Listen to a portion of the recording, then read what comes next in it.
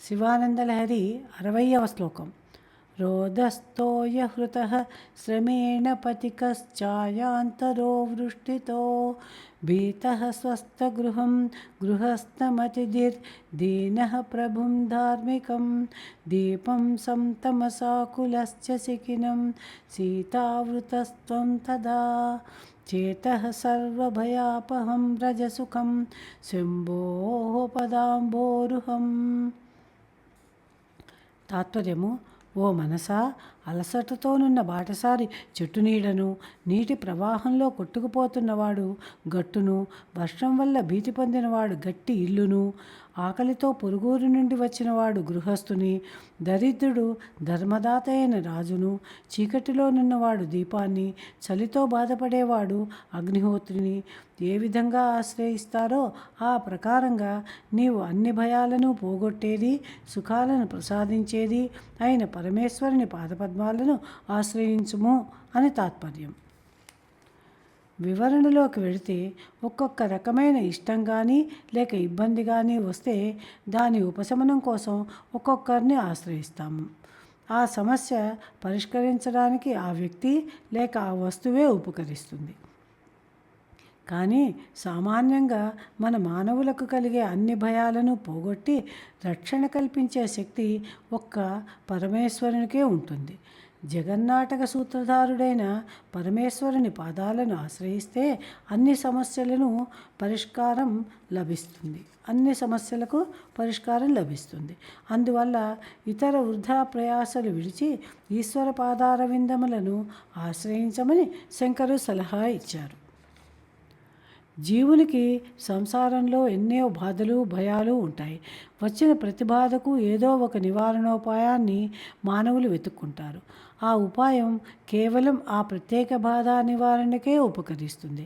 కానీ పరమ సుఖానికి పుట్టినిల్లైన పరమేశ్వర పాదార విందము సర్వభయాలను పోగొట్టి సౌఖ్యాన్ని ఇస్తుంది. సర్వబాధా ప్రశమనం సర్వసౌఖ్యకరం నృణాం అంటే ఈశ్వరుని పాదముల సమస్త బాధలను తొలగించి మానవులకు సర్వ సౌఖ్యాలను కలిగిస్తాయని చెప్పబడింది. అంతేకాదు, నభయం క్వచిదాప్నోతి అని చెప్పబడింది. సర్వ దుఃఖాతిగో భవేత్ అనగా అన్ని దుఃఖాలను అతిక్రమించగలడు అని కూడా ఈశ్వర పాదములకు గల ప్రభావాన్ని గూర్చి తెలుపబడింది.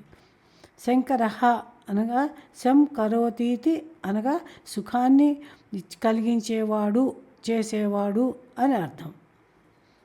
ఇక పాదార్థంలోకి వెళితే, రోదస్తోయహృతః తోయహృతః అనగా నీటిలో కొట్టుకుపోయేవాడు, రోదః అనగా ఒడ్డును అంటే తీరాన్ని ఆశ్రయిస్తాడు అంటే అతడు ఎలాగో అలాగా తీరానికి చేరి ఆపద నుండి బయటపడతాడు అని. శ్రమేణ పతికాశ్చాయాం తరోహో పతికః అంటే బాటసారి, శ్రమేణ అంటే శ్రమ చేత, తరోహో అంటే వృక్షం యొక్క ఛాయాం అనగా నీడను ఆశ్రయిస్తాడు. దారిని నడిచే బాటసారి నడకలో శ్రమ కలిగితే చెట్టు నీడను చేరి విశ్రాంతిని పొందుతాడు అని. వృష్టితో భీతః స్వస్థగృహం వృష్టితః అనగా వర్షం వల్ల, భీతః అనగా భయపడినవాడు, స్వస్థగృహం అనగా సుఖమైన ఇంటిని చేరి వర్షభయాన్ని నుండి రక్షణ పొందుతాడు అని. గృహస్థమతిథి అతిథి అనగా భోజన సమయంలో పొరుగురి నుండి వచ్చినవాడు, గృహస్థ అనగా గార్హస్థ ధర్మంలో ఉన్న సంసారిని ఆశ్రయించి రక్షణ పొందుతాడు. దీనః ప్రభుం ధార్మికం దీనః అంటే దరిద్రుడు, ధార్మికం అనగా ధర్మాత్ముడైన ప్రభుం అనగా రాజుని ఆశ్రయించి ధనాన్ని పొందుతాడు, రక్షణ పొందుతాడు అని. సంతమసాకులశ్చ దీపం సంతమస ఆకులః చ సంతమ ఆకులశ్చ అనగా చీకటిలో దారి తెలియక బాధపడేవాడు దీపం అనగా దీపాన్ని ఆశ్రయిస్తాడు, ఆ దీపం వెలుగులో రక్షణ పొందుతాడు అని అర్థం. సీతావృతః శిఖినం చ సీతా ప్లస్ ఆవృత అంటే సీతావృత అంటే చలిచే బాధపడుతున్నవాడు, శిఖినం అంటే అగ్నిని ఆశ్రయిస్తాడు. నిప్పు పక్కన ఉంటే చలి ఉండదు కదా.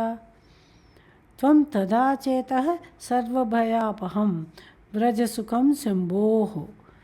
చేతః అనగా ఓ మనసా, త్వం అంటే నీవు, సర్వభయాపహం అనగా సమస్త భయాలను పోగొట్టే, శంభోహో అనగా శివుని యొక్క పదాంబోరుహం అనగా పద్మం వంటి పాదాన్ని, తథా అనగా ఆ విధంగా, సుఖం అనగా సుఖంగా, వ్రజ అనగా పొందుము అని ఉపదేశం.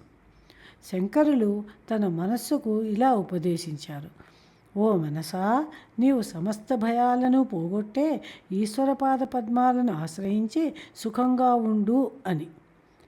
60వ శ్లోక విశ్లేషణం సమాప్తం. ఓం నమః శివాయ.